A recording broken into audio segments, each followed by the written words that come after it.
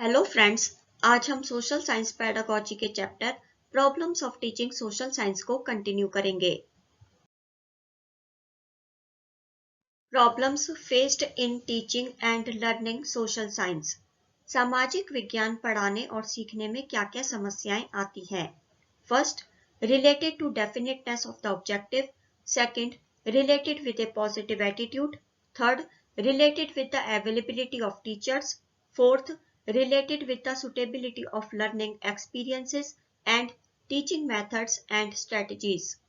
ये सभी समस्याएं हम डिस्कस कर चुके हैं। अगर आपने वीडियो नहीं देखी है तो वीडियो का लिंक आपको डिस्क्रिप्शन बॉक्स में मिल जाएगा। इनके अलावा कुछ और समस्याएं भी हैं। चलिए आज उन्हें भी डिस्कस कर लेते हैं। सामाजिक विज्ञान पढ़ने और सीखने में आने वाली पांचवी समस्या शिक्षण सामग्री से संबंधित है। इसके लिए स्कूल द्वारा उपलब्ध कराए जाने वाले संसाधनों की आवश्यकता होती है और उन्हें प्रभावी तरीके से उपयोग करने के लिए शिक्षक को पहल करनी पड़ती है। इंस्ट्रक्शनल मटेरियल जैसे reference books, charts, lesson plans, multimedia, photographs, maps, real objects आदि इंस्ट्रक्शनल मटेरियल्स स्कूल द्वारा प्रदान कराए जाते हैं। लेकिन अगर टीचर को यह नहीं पता कि किस वक्त या फिर कौन सा विषय समझाने के लिए किस इंस्ट्रक्शनल मटेरियल का इस्तेमाल करना है और किस प्रकार करना है, तो टीचर बच्चों को लेक्चर द्वारा ही पढ़ा पाएगी, जिससे कुछ बच्चे विषय को अच्छी तरह नहीं समझ पाएंगे और ना ही उनका पढ़ने में इंटरेस्ट होगा। इंस्ट्रक्शनल मटेरियल्स द्वारा पढ़े हुए विषय को जब बच्चे अपने सेंसेस द्वारा ऑब्जर्व करते हैं, जैसे पढ़े हुए विषय से रिलेटेड जब वह कोई फिल्म देखते हैं, कोई ऑडियो सुनते हैं, मैप देखते हैं आदि, तब सभी बच्चे पढ़ने में इंटरेस्ट तो लेते ही हैं और साथ ही पढ़ा हुआ विषय बच्चों को लंबे समय तक याद रहने की भी संभावना होती है।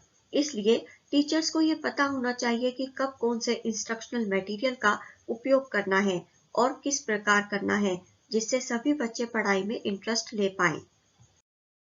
इसमें शिक्षण सहायक सामग्री तैयार करना शामिल है, जिसमें शिक्षक की विशेषज्ञता और समय के साथ साथ स्कूल की ओर से खर्च आएगा। Teaching aids are tools which facilitate the process of teaching and learning, यानी शिक्षण सहायक उपकरण वह उपकरण है जो शिक्षण और सीखने की प्रक्रिया को सुविधाजनक बनाते हैं, जैसे black board, slides, diagrams, maps, posters आदि। इंस्ट्रक्शनल मटेरियल्स में टीचिंग एड्स शामिल हैं, जिन्हें इस्तेमाल करते वक्त टीचर का समय तो लगता ही है, पर साथ ही किसी भी टीचिंग एड को किस प्रकार उपयोग में लाना है, इसमें भी टीचर को दक्ष होना चाहिए। और एक बात ध्यान देने वाली ये है कि जब स्कूल ही इन इंस्ट्रक्शनल मटेरियल्स या फिर टीचिंग एड्स को प्रोवाइड कराता है, तो इन चीजों को प्रोवाइड कराने के लिए स्कूल का अच्छा खासा खर्चा भी होता है। जो स्कूल इन चीजों पर खर्चा करता है, उस स्कूल में हर प्रकार के इंस्ट्रक्शनल मटेरियल या फिर टीचिंग एड्स उपलब्ध होते हैं, और जो स्कूल इन चीजों पर खर्चा नहीं करता, उस स्कूल में गिने चुने ही इंस्ट्रक्शनल मटेरियल या फिर टीचिंग एड्स उपलब्ध होते हैं। ये भी एक समस्या है। Related with in service teachers training, यानी सामाजिक विज्ञान पढ़ाने और सीखने में छठी समस्या सेवारत शिक्षकों के प्रशिक्षण से संबंधित है। In service education means the relevant courses and activities in which a serving teacher may participate to upgrade his her professional knowledge, skills and competence in the teaching profession। यानी इन सर्विस एजुकेशन का मतलब है ऐसे महत्वपूर्ण पाठ्यक्रम और गतिविधियां जिनमें स्कूल में जो अभी टीचर्स पढ़ा रहे हैं वे पार्टिसिपेट कर सकें, जिससे उन टीचर्स के पास टीचिंग प्रोफेशन से जुड़ी हुई जितनी भी जानकारी है, योग्यता और क्षमता है, वह सभी को अपग्रेड कर सकें, यानी इन सभी में वह सुधार कर पाए या फिर अपनी योग्यता को और बढ़ा सके। विद्यालयों में अतिरिक्त शिक्षकों की कमी की वजह से सेवाकालीन शिक्षक प्रशिक्षण पाठ्यक्रमों में भाग लेने के लिए पर्याप्त संख्या में शिक्षक उपलब्ध नहीं होते।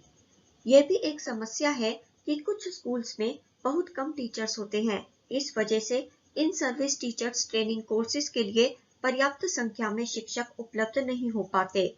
अब ये तो जाहिर सी बात है कि जिस स्कूल में बहुत कम टीचर्स होंगे, वहां पर टीचर्स की रिस्पॉन्सिबिलिटी काफी बढ़ जाएगी और इसके साथ ही बर्डन और प्रेशर भी ज्यादा होगा, जिससे वह अपना 100% नहीं दे पाएंगे। और इसका असर क्लास में उनके पढ़ाने में भी दिखेगा और इसका प्रभाव बच्चों की पढ़ाई पर भी पड़ेगा। ये भी एक बहुत बड़ी समस्या है। इसलिए स्कूल में उचित संख्या में टीचर्स होने चाहिए। सामाजिक विज्ञान के शिक्षकों को खुद में सुधार लाने के लिए प्रशिक्षण की अपर्याप्त सुविधाएं भी हैं। ये भी एक समस्या है कि सोशल साइंस टीचर्स के लिए कुछ ऐसी ट्रेनिंग फैसिलिटीज भी हैं जो अपर्याप्त होती हैं। अब सवाल ये है कि जब ट्रेनिंग फैसिलिटीज अपर्याप्त होंगी तो उस ट्रेनिंग से टीचर्स और अधिक कैसे योग्य हो पाएंगे। जब टीचर्स ऐसी ट्रेनिंग लेते हैं तब वे अपने आप को और अपनी योग्यता को अपग्रेड नहीं कर पाते। इसका सीधा असर उनके टीचिंग प्रोफेशन पर पड़ता है और इनडायरेक्ट तरीके से इसका असर बच्चों पर भी पड़ता है। कोई भी टीचर टीचिंग ट्रेनिंग अपनी योग्यता को और बढ़ाने के लिए लेता है जिससे वे बच्चों को और अच्छे तरीके से पढ़ा पाए। पर कुछ ऐसी अनुचित ट्रेनिंग फैसिलिटीज होती हैं जो टीचर को यह अवसर देने में असमर्थ होती हैं।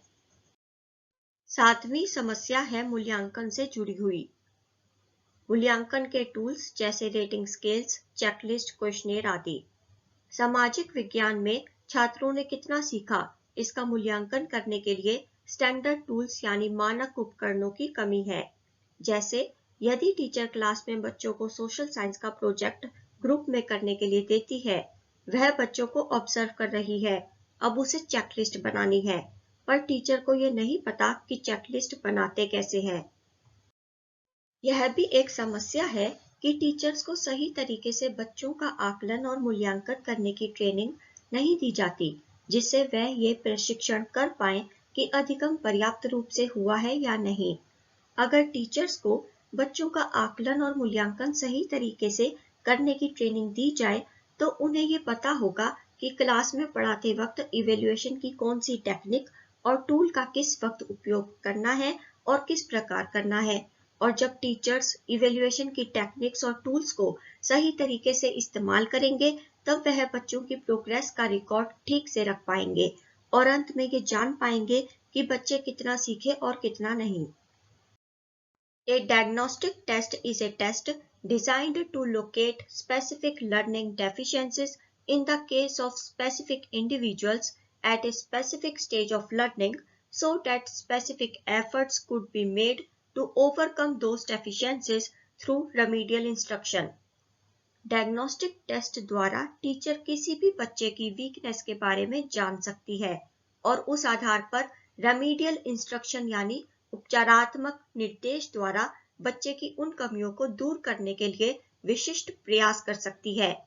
पर समस्या ये है कि टीचर को इस बात की जानकारी नहीं होती कि डायग्नोस्टिक टेस्ट कैसे बनाना है और कभी-कभी टीचर्स को इसी तरह की अन्य मूल्यांकन विधियों को कैसे तैयार करना है ये जानकारी भी नहीं होती।